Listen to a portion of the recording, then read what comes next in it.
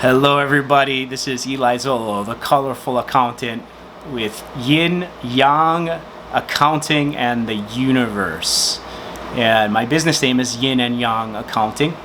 And we're going to delve into a concept of yin and yang and how it relates to accounting, double entry accounting, debits and credits. Have a little bit of history. We're gonna talk about some history here, just brief. But accounting goes back about 10,000 years, back to Mesopotamia and the ancients, and even in Egypt and other cultures around the world. I'm sure if we studied and dug far enough, we'd find it going back many years. The current system of double entry accounting actually has its roots in Italy, about 500 years ago. Interesting fact, I am Italian. I'm a fourth generation Italian American. I'm sorry, this third generation Italian American. My great grandfather came over from the old country, and the name Zolo is what it goes back to. Is Zolo is the toll collector.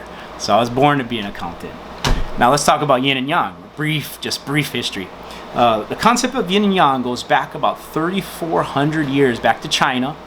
The first recordings of it were found in the book I Ching.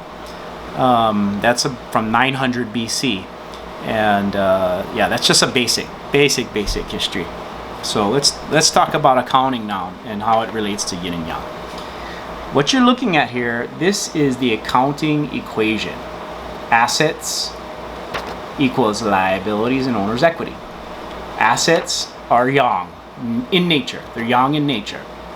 But as you can see, debits add to assets and credits take away. So we're going to find that there is actually segments of yin and yang inside of assets. And liabilities and equity, owner's equity, that's the yin nature side of the accounting equation.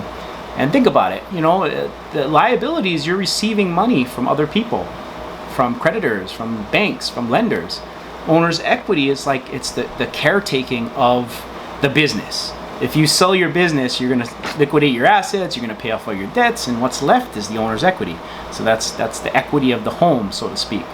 That's the home, taking care of the home front, while the assets are out doing the work to generate revenue and bring home the bacon.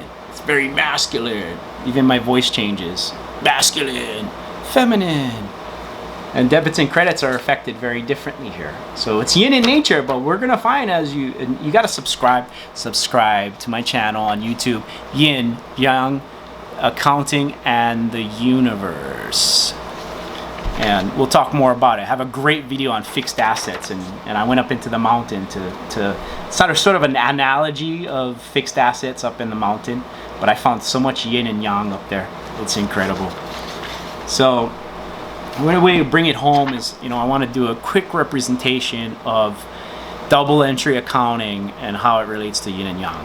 Okay, so I'm going to show you a transaction. This is purchasing of an asset.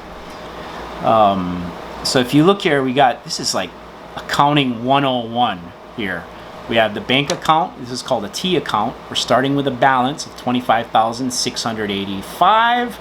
We spend $5,000 on an asset here, and we're left with a balance of $20,685.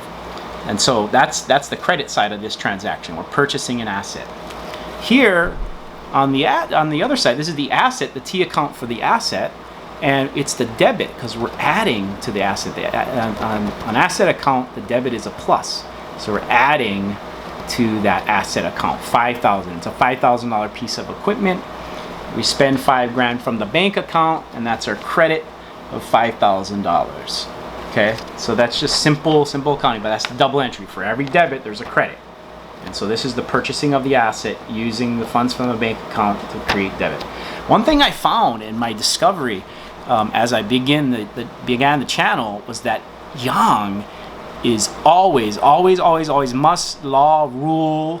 Yang is always debit. Debit is always yang. I'm sorry. The debit is always yang. Always. Fundamental, basic law.